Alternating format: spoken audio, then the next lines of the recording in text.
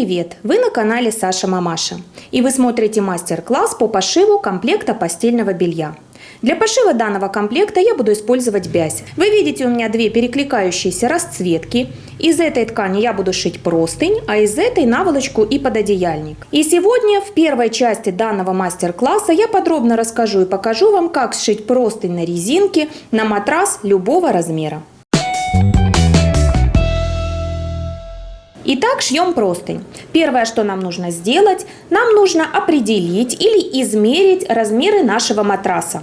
Нам нужно знать длину, ширину и высоту матраса. Следующий шаг. Мы рассчитываем размеры заготовки из ткани, которые нам нужны для пошива нашей простыни.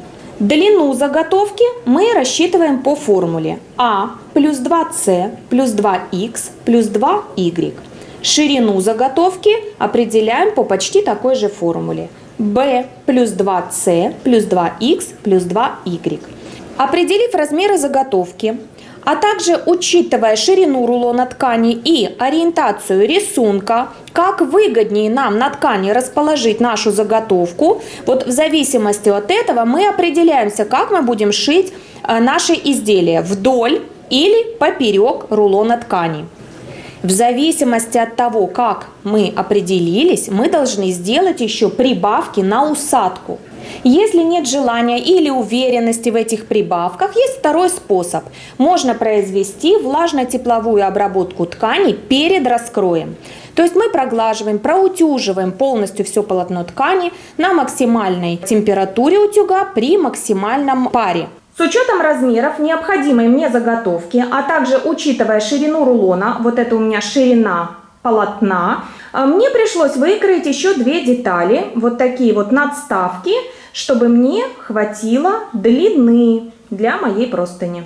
Вот эти детали я выкраивала не по всей ширине, в этом нет никакой необходимости. Главное, чтобы нам потом вот здесь хватило на ширину матраса. Здесь у меня отмечена середина деталей, и сейчас я соединю эти две детали бельевым швом. Выполнять этот шов я буду следующим образом. Я сложила детали лицом к лицу, так, чтобы вот эта короткая деталь была длиннее основной детали на 1 сантиметр. Совмещаю центры, вот у меня центр основной детали и центр дополнительной детали. Заворачиваю вот так. Здесь теперь можно либо заколоть булавками, либо проутюжить. Вот у нас этот отворот, мы проутюжили. И теперь прокладываем строчку вот здесь, вдоль этого среза.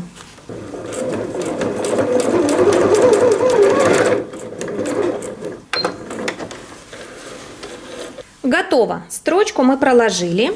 Теперь разворачиваем ткань вот так. Вот наша складка. И срез у нас находится с этой стороны. Мы должны эту складку завернуть, вот так загнуть в сторону среза. И проутюжить. Вот так это выглядит. Вот наша складка. Срез загибаем в эту сторону. И вот здесь прокладываем прямую строчку вдоль этого сгиба.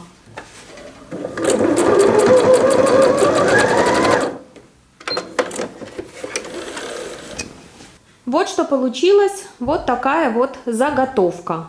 Вот вблизи шов, это изнаночная сторона, так выглядит с лицевой стороны. Теперь по углам нашей заготовки нам нужно очертить квадраты, размеры которых мы с вами определяли заранее. У меня размер квадрата 28 на 28 сантиметров. Так как у меня так получилось, что я делала вот эту вот надставку сюда, то у меня здесь нет угла. И я буду ориентироваться только вот на эти стороны заготовки. Вот мои линии, вот, и мне осталось только проверить, чтобы здесь был прямой угол. Все хорошо. Теперь мы складываем нашу заготовку вот так, совмещая эти линии. Линия даже просвечивает сюда, но можно ее перевести. Скалываем булавками в нескольких местах.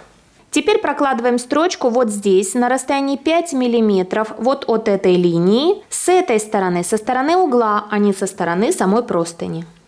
Готово. Теперь мы должны отрезать лишнее, оставив здесь вдоль шва примерно 2 мм.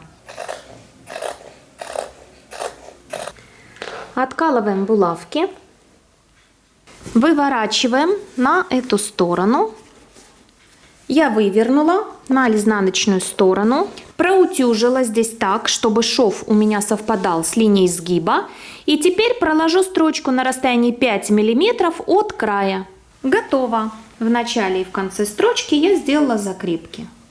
Это вид этого углового шва с лицевой стороны. И вот таким образом выполняем все углы.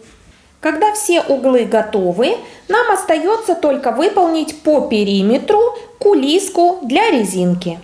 Для кулиски нам нужно по всему периметру простыни заутюжить на изнаночную сторону 2,5 см. Это тот припуск, который мы для кулиски оставляли. Чтобы сделать это быстрее, можно пользоваться линейкой или картонным шаблоном. Если вы будете пользоваться линейкой, вы загибаете и сверяете в нескольких местах, чтобы у вас было 2,5 см.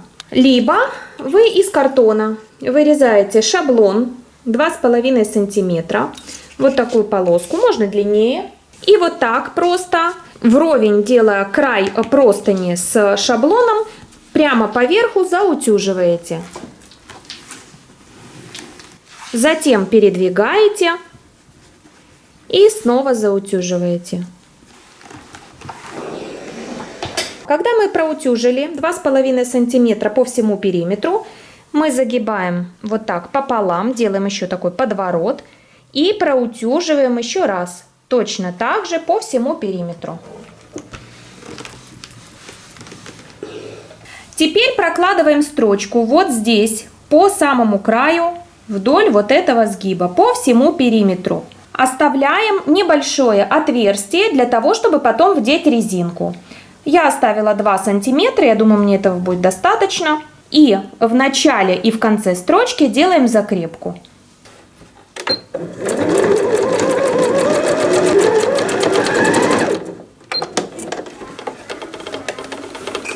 Итак, наша простынь готова, и нам остается только вдеть сюда резинку.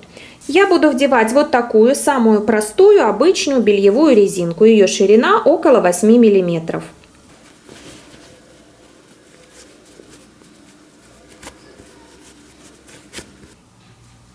Зашили резинку, пропускаем ее внутрь. Готово. Это окошечко можно зашить, можно оставить не зашитым. Тут всего 2 сантиметра, я зашивать его не буду. И наша простынь полностью готова. Вот как она смотрится на матрасе. Она прекрасно легла, все углы на местах, резинка хорошо ее стягивает, фиксирует. Я этим результатом довольна. Но я хочу признаться, что я шила 2 одинаковые простыни. И вот первую простынь я шила, используя прибавки на усадку.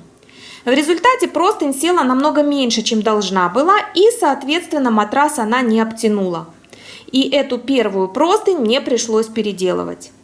Честно говоря, я никогда ранее не пользовалась прибавками на усадку и, признаюсь, больше никогда и не буду.